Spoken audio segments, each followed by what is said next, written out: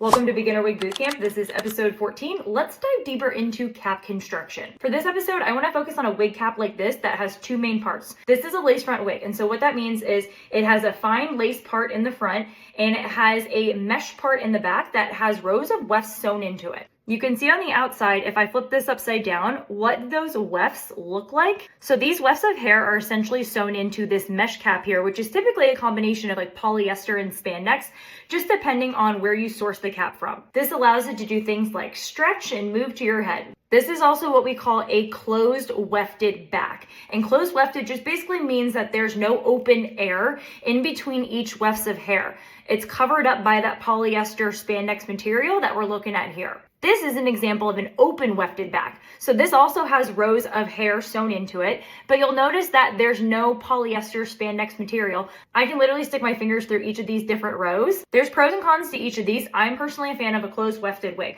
Open wefted definitely has some pros though. So let's talk about those. Open wefted allows more airflow through the back, so it can definitely feel more breathable and more comfortable, especially if you have a lot of hair. It's also the more affordable option that you'll see on a lot of synthetic wigs. Cons of open wefted is obviously the hair can tangle and it can go through the other side of the weft. So if we're looking on the inside here, you can deal with issues where this hair will pull through, and that's just a pain in the butt.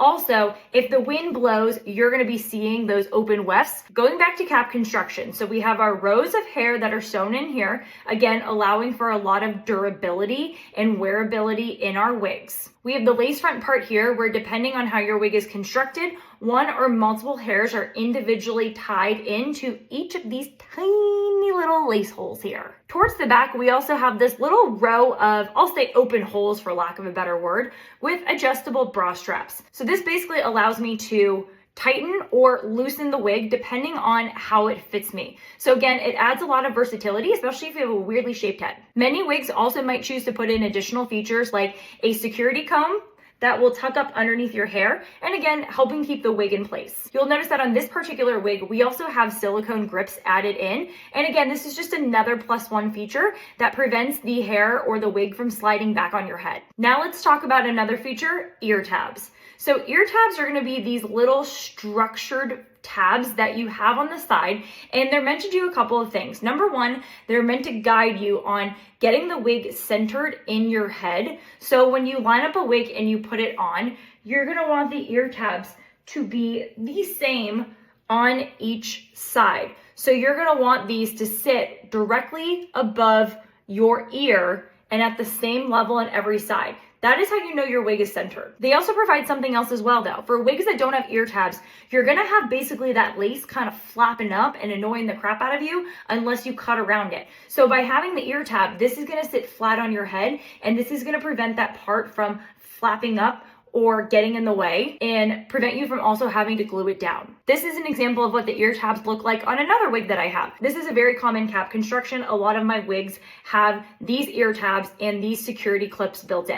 These are also optional and they're easy to remove. I did another video on this in my feed, so check it out, but it's super easy to remove these. You just need a little pair of scissors. You need to cut out the thread that's stitched in. And those little security clips are basically useful because you can choose to clip the wig into your hair. Although a lot of people don't like to do this because it can lead to definitely a lot of pulling and traction, and we don't want that. One more feature that you might see very common in wigs as well is this thicker adjustable band. And so again, this goes on the bottom and it's just another layer of security. I kind of feel indifferent to these. So this is my Connie Hair Candy wig. I don't mind having it on here. However, I actually remove it from my Hair Vivi wigs because it bothers me and I feel like it pulls the hair back. So again, it's easily removable. You can cut it out if you need to, but just another feature that's built in. That was a breakdown of some of the cap construction features and functionality. Feel free to like, share, and follow, and drop any questions you have in the comments.